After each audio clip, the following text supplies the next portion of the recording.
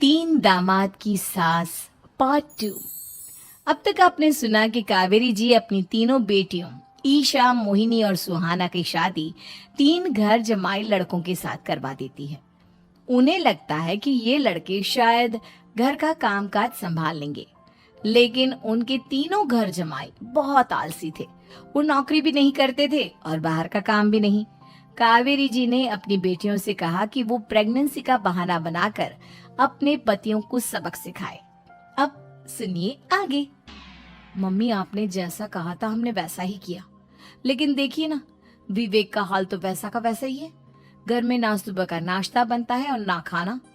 नौकरी पर जाने की बात करूं तो खाने को दौड़ते हैं मुझे। हाँ मम्मी, मैंने भी सुमित को कितनी बार कहा कि अगर नौकरी नहीं करनी तो कोई छोटी सी दुकान ही खोल लो। घर का खर्चा कैसे चलेगा? देखो, दोपहर के 12 बजने आए और जिनाब अभी तक सो रहे हैं। हाँ मम्मी, ईशा और सुहाना ठीक कहती हैं। अविनाश का भी यही हाल है। जब मैंने अपनी प्रेगनेंसी के बारे में कहा तो मुझसे कहने लगा, अरे दूसरी लड़कियां तो 9-9 महीने तक नौकरी करती है, बस डिलीवरी के टाइम छुट्टी लेती है। मोहिनी, तुम भी नौकरी करो। अब मुझे कहाँ नौकरी मिलेगी? मम्मी बताओ, अब मैं क्या करूं? हे भगवान, क्या सोचकर घर जमाई दामाद लाई थी मैं कि मेरी बेटियां मेरे पास रहेंगी और खुश रहेंगी, लेकिन इन आलसी दामादों ने तो हमारी जिंदगी को भी प्रॉब्लम में डाल दिया है। मैं तो कहती हूँ मम्मी, हम लोग वापस अपनी जॉब पर जाना शुरू कर देते हैं। बता देते हैं इन लोगों को कि हमने प्रेगनेंसी का बहाना किया है। नहीं नहीं बेटा, ऐसी गलती भी मत करना। अगर तुमने ऐसा किया तो इन तीनों की आदत और खराब हो जाएगी। अरे आज नहीं तो कल कभी तो तुम प्रेग्नेंट होगी, तब वापस यही प्रॉब्लम आएगी। तब क्या करोगी तुम तीनों? हाँ मम्मी, आपकी बात तो बिल्कुल सही है। इन लोगों को तो सुधारना ही पड़ेगा। लेकिन कैसे? अपने बच्चों के आने की खबर सुनकर भी इन लोगों पर कोई असर नहीं हो रहा। पैसे कमाने के लिए घर से बाहर निकलना ही नहीं चाहते ये तीनों।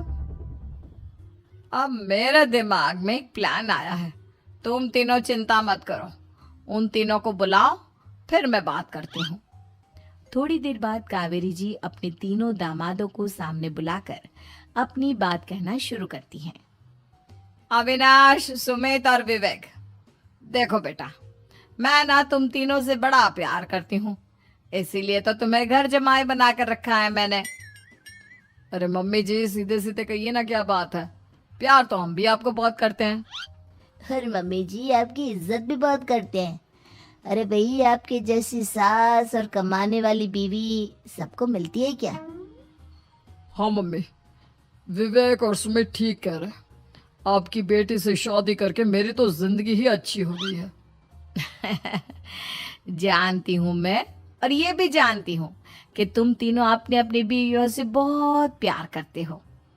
बेटा, बात ऐसी है कि हमारे कुल गुरु ने कहा है कि प्रेग्नेंट होने के बाद मेरी तीनों बेटियां शुरू के 4 महीने हमारे गांव में जाकर रहेगी, जहां मेरे चाचा जी रहते हैं। अरे लेकिन क्यों मम्मी, गांव में जाकर रहने की क्या जरूरत है इन तीनों को? वो क्या है ना बेटा, हमारे परिवार को एक श्राप है। अगर मेरी बेटियों ने यहाँ पर बच्चा पैदा करने की कोशिश की तो उनके बच्चों को कुछ भी हो सकता है। इसलिए अब से लेकर 4 महीने पूरे होने तक इन्हें गांव वाले घर में रहना पड़ेगा। हाँ, तो इसमें प्रॉब्लम क्या है मम्मी जी? हम भी वहाँ जाकर रहेंगे, पिकनिक मनाएंगे। अरे भाई, बीवी जहाँ हम भी वहाँ। हाँ यार, आइडिया तो बहुत अच्छा है। शहर की जिंदगी में रह रहकर परेशान हो चुके हैं, अब कुछ दिन गांव में बिताएंगे। तुम लोग समझने की कोशिश क्यों नहीं करते? तुम में से कोई भी वहां नहीं जा सकता, और मैं यहाँ रहूंगी ना तुम तीनों के साथ। 4 महीने की तो बात है, उसके बाद ये तीनों ही लौट कर आ जाएंगी। ठीक है मम्मी जी, अब हमारे बच्चों का सवाल है तो ये तो करना ही पड़ेगा। कावेरी अपनी तीनों बेटियों को कुछ दिन के लिए घर से बाहर कहीं दूसरे शहर में रहने के लिए भेज देती है। कुछ दिनों के बाद, अरे मम्मी जी, बहुत दिन से पिज्जा नहीं खाया, मंगवाइए ना।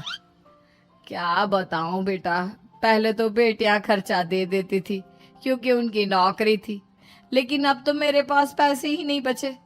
थोड़े बहुत पैसे हैं जो बच्चों की डिलीवरी में काम आएंगे। लेकिन मम्मी जी, आपकी बेटियों को वापस आने में तो अभी बहुत वक्त बाकी है। वही सोच सोच कर परेशान हो रही हूँ। सोच रही हूँ कल से दूध भी बंद करवा देती हूँ। अब दूध वाले को देने के लिए पैसे भी तो नहीं है ना। अरे नहीं नहीं मम्मी जी, अगर दूध भी बंद करवा दोगी तो मुझे चाय कहाँ से मिलेगी? और चाय के बिना मैं तो मर ही जाऊंगा। क्या करूं बेटा, इसके अलावा हमारे पास कोई ऑप्शन नहीं है।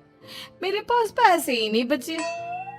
इस तरह कावेरी जी धीरे धीरे अपने तीनों दामादों को पैसे देना बंद कर देती हैं और घर में खाने पीने की चीजें लाना भी बंद कर देती है। अब वो तीनों बुरी तरह से परेशान होने लगे थे और इसलिए एक दिन तीनों प्लान करके घर से बाहर निकलते हैं और बाजार में जाने के बाद यार, अच्छा खाना खाए हुए कितने दिन हो गए, पता नहीं कब अच्छा खाना मिलेगा। हमारी बीवियों के जाने के बाद तो हमारी हालत भिखारियों जैसी हो गई है यार।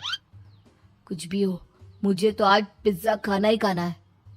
जेब में 1 रुपया नहीं है और पिज्जा खाएगा, कहाँ से आएंगे पैसे?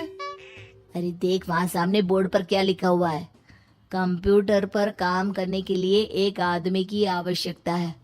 भाई मैं तो जा रहा हूँ, काम करूंगा और शाम तक पैसे लाकर आराम से पिज्जा खाऊंगा। जा जा, तुझे कोई काम नहीं देने वाला, हम तो घर जा रहे हैं। चल भाई सुमित। सुमित और अविनाश वहां से चले जाते हैं और विवेक उस कंप्यूटर शॉप पर सारा दिन काम करके 5,000 रुपए कमा कर घर लौट कर आता है और अपने खाने के लिए अच्छी अच्छी चीजें भी लेकर आता है। ये देखकर विवेक और सुमित के दिल में भी कुछ पैसे कमाने की इच्छा जागती है। अरे सुबह सुबह कहाँ चल दिए तुम? मम्मी जी एक बहुत अच्छी जगह मिली है, कंप्यूटर पर काम करने के 5,000 मिले थे कल मुझे। अगर रोज काम करूंगा तो पूरे 40,000 की तनख्वाह। अरे वाह, ये तो बहुत अच्छी बात है दामाद जी, आपको जाना ही चाहिए। सुमित और अविनाश विवेक को इस तरह तरक्की करते देखकर परेशान हो जाते हैं और वो दोनों भी काम की तलाश में निकल पड़ते हैं। धीरे धीरे उन दोनों को भी काम मिल जाता है। अब कावेरी के तीनों दामाद छोटी मोटी नौकरी करके अच्छा पैसा कमाने लगे थे। एक दिन कावेरी उन्हें अपने पास बुलाती है। अरे वाह, विवेक 40,000 कमा लेता है, अविनाश 60,000 और सुमित तुम भी 40,000 के आसपास कमा ही लेते हो। कुल मिलाकर तुम अच्छे खासे पैसे कमा रहे हो बेटा। हाँ मम्मी जी, बहुत मजा आता है जब महीने के एंड में मोटी रकम हाथ में आती है। पूछिए मत मम्मी जी, घर में रहकर रोटी बना बना कर और तो जैसा महसूस होने लगा था मुझे तो। हाँ बेटा, तुम तीनों की बात तो बिल्कुल ठीक है। और जानते हो, अब तुम तीनों की पत्नियां भी वापस लौट कर आने वाली है। लेकिन मम्मी जी अभी तो उन्हें गए सिर्फ 2 महीने हुए हैं, आपने तो कहा था वो 4 महीने के बाद लौट कर आएंगी। ऐसा कुछ नहीं है बेटा, मैं सिर्फ तुम तीनों को सबक सिखाना चाहती थी कि आदमी घर में बैठकर बीवी की कमाई खाता हुआ अच्छा नहीं लगता। इस दुनिया में हर इंसान को मेहनत करनी चाहिए, काम करना चाहिए, चाहे वो औरत हो या आदमी, ताकि अपने परिवार को संभाल सके। कावेरी की बात सुनकर उन तीनों को अपनी गलती का एहसास होता है और कावेरी उन्हें सच बता देती है कि ईशा, सुहाना और मोहिनी शहर में ही कहीं दूसरी जगह रह रहे थे। शाम के वक्त उन तीनों की पत्नियां लौट कर आ जाती है और कावेरी जी का परिवार एक खुशहाल परिवार की तरह रहने लगता है।